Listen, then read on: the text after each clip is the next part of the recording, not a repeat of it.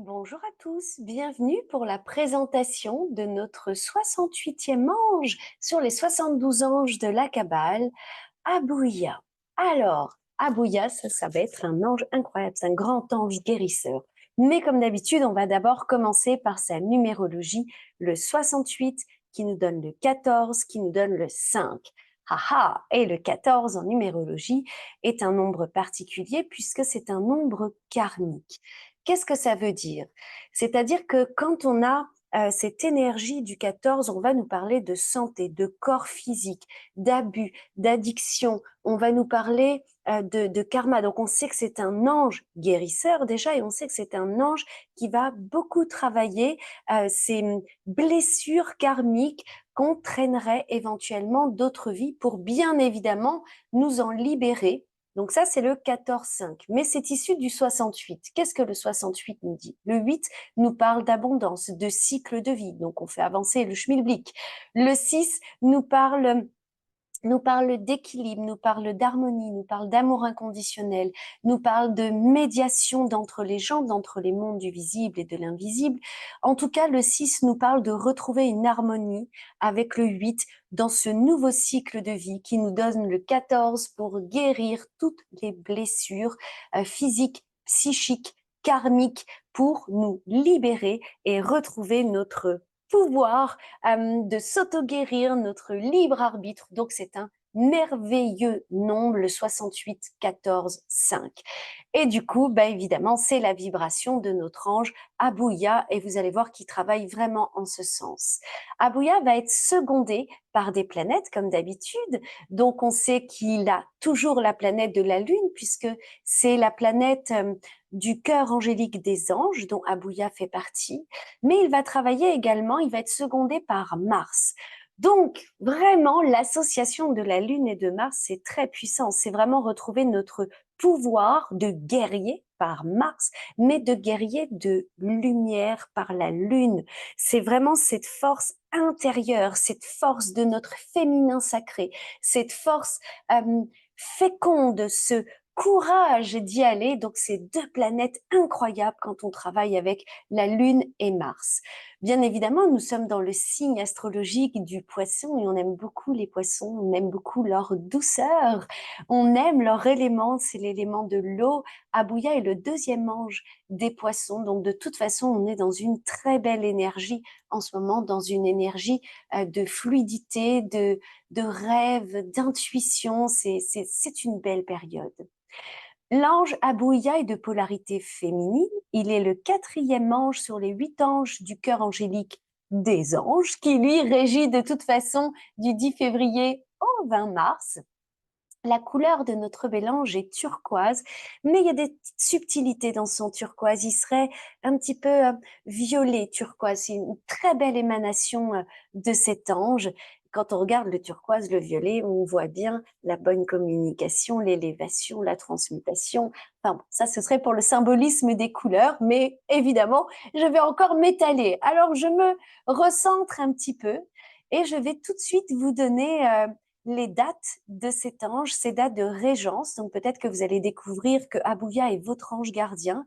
Et pour nous tous, si ce n'est pas notre ange gardien, eh bien ces périodes de régence sont des moments où Abouya dispense toutes ces vibrations, toutes ces vertus, toutes ces qualités sur Terre. Donc nous pouvons nous y connecter facilement et nous allons baigner dans ces énergies. Donc c'est le bon moment pour travailler les vertus comme les distorsions, ce qu'on appelle aussi le génie contraire.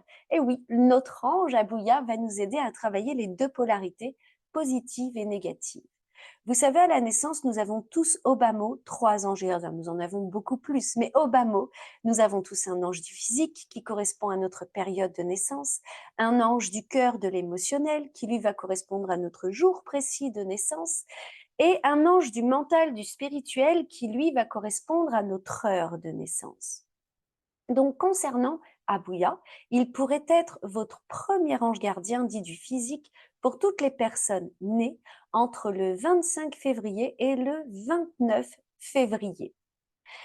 Il pourrait être tout d'abord un bon anniversaire à vous, pour le coup, et peut-être que vous venez de découvrir que Abouya est votre ange gardien, et nous, on vient de découvrir la première période de régence.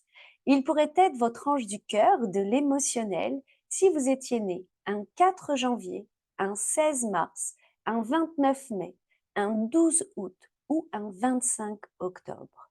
Et il pourrait être votre ange du mental, du spirituel, celui qui va vous aider dans votre développement spirituel ou personnel, bien sûr, si vous étiez né, quel que soit le jour de l'année, entre 22h20 et 22h39. Et comme vous l'avez compris, ça veut dire qu'on peut tous communiquer avec cet ange chaque jour entre 22h20 et 22h39. On va faire un petit mot pour les natifs, pour tous ceux qui ont Abouya comme ange gardien. Alors, il est fort probable que vous soyez arrivé sur Terre parfois avec des petites complications de santé, au bas mot des petites allergies ou des petites maladies, des petites choses comme ça. Et en fait, Abouya va vous aider ou à accepter si ce n'est pas quelque chose de guérissable, ou justement à redéclencher le guérisseur qui est en vous, votre pouvoir d'auto-guérison. Donc, vous êtes des guérisseurs nés, et ça, c'est très intéressant à savoir. En général, vous êtes des personnes qui vous aimez beaucoup la nature, les grands espaces, la terre, le travail de la terre. Vous avez des prédispositions à comprendre le monde des élémentaux. Eh bien oui, parce que Abouya, votre ange gardien, est un grand ange guérisseur, ça c'est certain, mais il est également gardien de la nature. Alors vous pourriez être attiré par tout ce qui est nature, tout ce qui est également soin par la nature, donc des médecines douces, des médecines holistiques, des choses comme ça. Bien évidemment, vous allez voir qu'il y a le génie contraire. Donc là, vous pourriez me dire, Gaëlle, pas du tout. Je déteste la nature. Moi, c'est New York, les buildings. J'ai peur des insectes. Ce serait tout à fait OK. En fait, puisque Abouya est votre ange gardien, vous êtes là pour découvrir, développer, travailler certaines qualités. Donc, ce serait tout à fait OK. D'ailleurs, quand on en arrive aux qualités, aux vertus de cet ange, pourquoi est-ce qu'on l'appellerait? Donc, c'est un cher ange des miracles de la guérison, du courage. Comme je vous disais, c'est l'ange gardien également de la nature. Donc, on va pouvoir, avec cet ange, se mettre beaucoup plus en communication avec ce que l'on appelle les dévas de la nature, c'est-à-dire les esprits des plantes, les esprits des animaux, les choses comme ça, les élémentaux. Alors là, pour le coup, je vais vous tenir un discours un petit peu barré, mais c'est pas grave. On pourrait parler dans les élémentaux, on va parler des fées, des elfes, des gnomes, de toutes ces choses-là. Ce sont des énergies, ce sont les énergies les plus proches de nous. Et comme je vous disais que le cœur angélique des anges, c'est le cœur angélique vraiment le plus proche des humains, eh bien, on va retrouver les élémentaux et c'est Abouya, en fait, qui va travailler avec les élémentaux. Donc, ne soyez pas étonnés pendant ces périodes de régence d'avoir des intérêts pour ces choses-là. Autrement dit, on va travailler avec lui, au-delà de la guérison du corps et de l'esprit, on va aussi réajuster nos désirs pour être en accord avec nous-mêmes, pour être en accord avec notre chemin de vie, pour pas être trop dans des excès. Pour le coup, on va travailler la sensibilité, voire même l'hypersensibilité. On va travailler la bienveillance envers l'autre, tout ce qui va être du domaine de la nature, de la terre. On va travailler l'optimisme, le pouvoir. C'est plus que ça, on va travailler la fécondité, que ce soit la fécondité de la terre, des récoltes, mais également la fécondité dans tout ce que l'on pourrait souhaiter, dans tous les vœux qu'on pourrait faire pour faire des enfants également, pour agrandir les familles. Bien évidemment, on va appeler Abouya pour ça, l'agriculture, enfin vraiment tout ce qui va être de l'ordre de la fécondité. Donc, si vous aviez des soucis de terre stérile, que vous vouliez développer votre main verte, donc comme je disais, agrandir votre famille, là, tout ça, ça va être Abouya.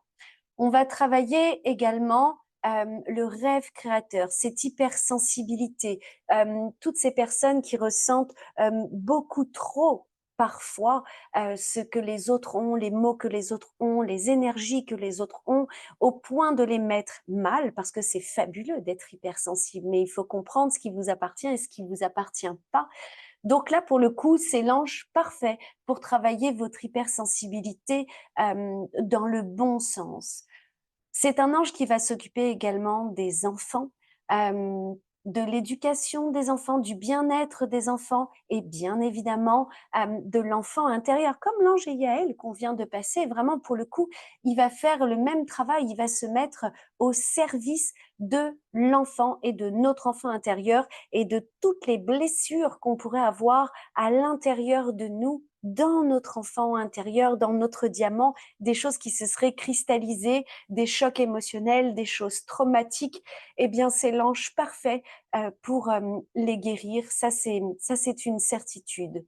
Il va vous aider à réveiller un petit peu le guérisseur en vous. Nous avons tous du magnétisme, nous avons tous un pouvoir d'auto-guérison et il va développer également toutes les facultés de rêve prémonitoire, de visualisation. Toutes ces choses-là, on va travailler ça avec lui. Vous savez, c'est un ange qui va vous faire travailler cette énergie, vraiment que tout part de l'intérieur vers l'extérieur. Donc parfois, si vous avez des coups de mou, si vous trouvez que le monde est trop dur, que la vie est trop dure, que tout est morne, que tout est triste, en fait, c'est un ange qui va réveiller votre lumière intérieure pour vous rendre rayonnant et rayonner pour le coup sur ce monde, sur cette vie et le rendre plus beau. Ça, c'est une très belle façon de travailler avec cet ange. Mais on va quand même regarder les distorsions de cet ange, le génie contraire. Qu'est-ce qu'on pourrait travailler avec lui? Bien évidemment, la stérilité, qu'elle soit physique, qu'elle soit humaine. Mais on pourrait travailler également la stérilité d'une vie où il ne se passe rien, comme si c'était le calme plat, aucun de vos projets n'aboutirait, où toutes vos idées seraient plutôt stériles. La stérilité de la terre, ça, on va travailler ça. Et on va travailler également tout ce qui serait des épidémies, la famine, la peste, vous voyez, des choses comme ça, des attaques d'insectes nuisibles, nuisibles à vous, mais nuisibles également aux récoltes, à la terre. Ça, c'est quelque chose qu'on va travailler avec lui. Et là, il va nous mettre en contact avec les gardiens de la terre, avec les élémentaux pour protéger nos récoltes, qu'elles soient de la terre ou qu'elles soient en nous-mêmes pour récolter le fruit de nos rêves, de notre travail, etc., etc. Donc la production de la terre aussi, on va travailler. Dans les distorsions, je vous ai dit, oui, je crois que j'ai dit tout ce qui va être de l'ordre des épidémies. Donc, appelez-le. Si vraiment vous êtes victime d'une épidémie, je ne sais pas, de grippe, de choléra, des épidémies par des moustiques, je pense au chikungunya, au paludisme, à des choses comme ça, ce serait un ange absolument magnifique. On va travailler d'autres choses aussi comme le machisme, le féminisme, les excès, les dépendances en tout genre. Euh, Avec cet ange, on va travailler particulièrement les hommes qui se sentiraient dominés par les femmes et les femmes dominatrices. Ça, c'est un grand sujet également avec cet ange.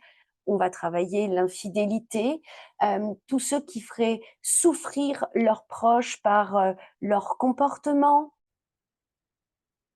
On va travailler également tous ceux qui auraient énormément de rage à l'intérieur et qui émaneraient cette énergie de rage au point de faire souffrir tous les gens qui les entourent. Donc voilà un petit peu pour les distorsions, mais il y a un autre message de l'ange Abouya au-delà de la guérison.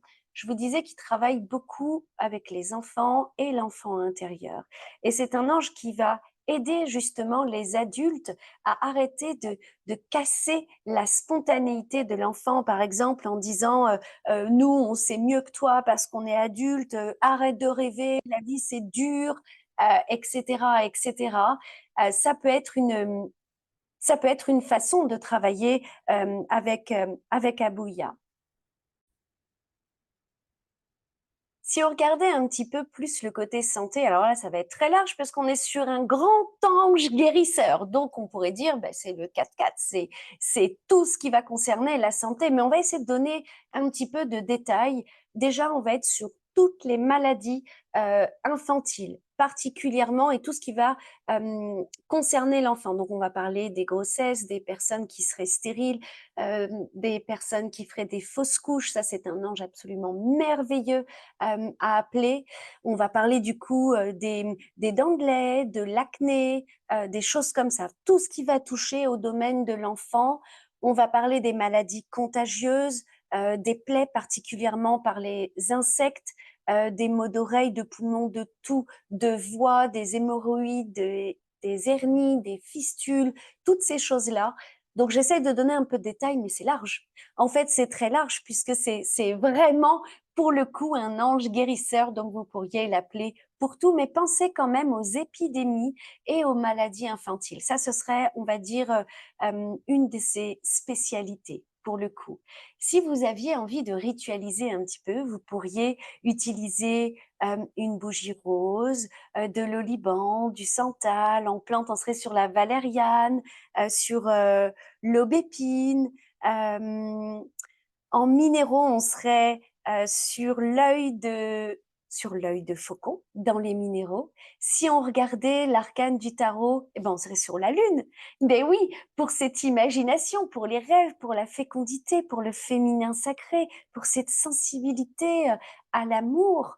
Son heure de synchronicité, c'est le 22h22. Alors je sais que celle-là, vous l'avez souvent et c'est une magnifique heure pour le coup qui nous dit qu'on est capable de créer notre paradis sur terre, que nous sommes les architectes, les créateurs, que c'est à nous de créer ça. C'est une heure extrêmement puissante et n'en doutez pas, c'est bien l'énergie de Abouya qu'il y a derrière. D'ailleurs, on dit que lorsqu'il se présente à vous, très souvent, au-delà de son émanation violette turquoise, vous pourriez le visualiser vêtu de blanc, porteur de magnifiques nouvelles, un petit peu comme des colombes qui vous annonceraient de bonnes nouvelles. C'est une énergie protectrice, très douce pour le coup et en même temps extrêmement puissante.